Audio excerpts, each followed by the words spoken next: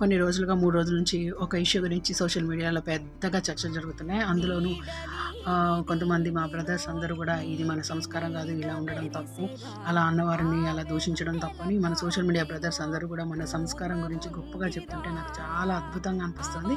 ఇంకొకటేంటంటే మోటివేటర్ మా సిస్టర్స్ గూడా చాలామంది గూడా ఇది తప్పు, ఇలా చేయకూడదు, ఇలా వేసుకోకూడదు అని చెప్పి మాట్లాడుతున్న అక్కలకు, నా బ్రదర్స్ అలాంటి మన సంస్కారం కాదంటున్నాను, బంగారం, అసలు వీళ్ళందరికీ కూడా హ్యాట్సాప్ చెప్పాలి. ఇప్పుడు మనం విషయంలోకి వద్దాం.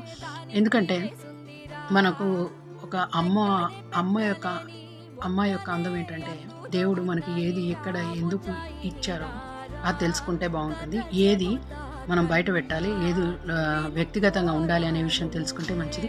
మన కర్మ ఏంటంటే ఇది కలికాలం కాబట్టి అన్ని విషయాలు బయటకు వచ్చేస్తున్నాయి. కానీ డబ్బు బాగా కీ రోల్ ప్లే చేస్తుంది. దానివల్ల ఇటువంటి అనర్థాలు జరుగుతున్నాయి అనేది నా అభిప్రాయం. కానీ ఒకటి మాత్రం నిజమండి, ఏది చేసినా కూడా మనిషిలా ఉండడం మంచిదండి. ఎందుకంటే డబ్బు ఈరోజు వస్తుంది, రేపు వెళ్ళిపోతుంది. కానీ మనం దాని గురించని ఇంకా నేనేం డీప్‌గా ఎవరిని దూషించాలనుకోవట్లేదు. చెప్పేవాళ్ళు చెప్పే విధంగా చెప్తే బాగుండేదేమో.